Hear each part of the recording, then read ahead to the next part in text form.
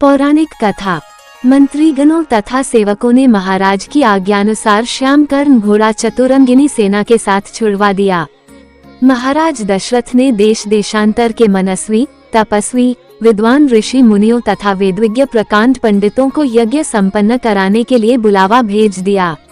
निश्चित समय आने पर समस्त अभ्यागतों के साथ महाराज दशरथ अपने गुरु वशिष्ठ जी तथा अपने परम मित्र अंग देश के अधिपति लोकपाद के जामाता ऋग ऋषि को लेकर यज्ञ मंडप में पधारे। इस प्रकार महान यज्ञ का विधिवत शुभारंभ किया गया। संपूर्ण वातावरण वेदों की ऋचाओं के उच्च स्वर में पाठ से गूंजने तथा समिधा की सुगंध से महकने लगा। समस्त पंडितों, ब्राह्मणों, ऋषियों आदि को यथोचित धन धान्य, गौ आदि भेज करके सादर विदा करने के साथ यज्ञ की समाप्ति हुई।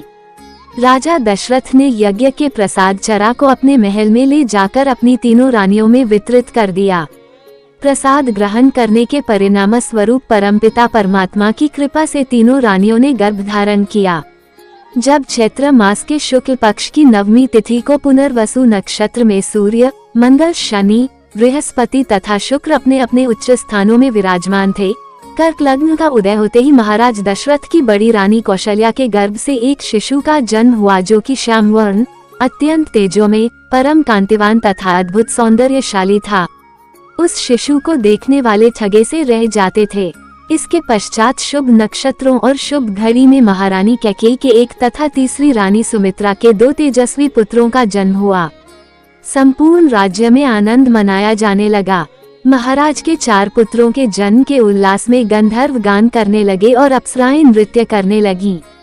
देवता अपने विमानों में बैठकर पुष्प वर्षा करने लगे। महाराज ने उन्मुक्त हस्त से राजद्वार पर आए हुए भाट, चारण तथा आशीर्वाद देने वाले ब्राह्मणों और याचकों को दान दक्षिणा दी। पुरस्कार में प्रजाजनों को धन धान्य तथा दरबारियों को रत्न, आभूषण तथा उपाधियां प्रदान किया गया। चारों पुत्रों का नामकरण संस्कार महर्षि वशिष्ठ के द्वारा कराया गया तथा उनके नाम रामचंद्र, भरत, लक्ष्मण और शत्रुघ्न रखे गए।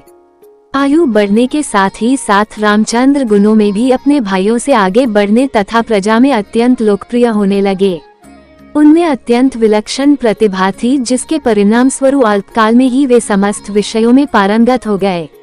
उन्हें सभी प्रकार के अस्त्र शस्त्रों को चलाने तथा हाथी, घोड़े एवं सभी प्रकार के वाहनों की सवारी में उन्हें असाधारण निपुणता प्राप्त हो गई।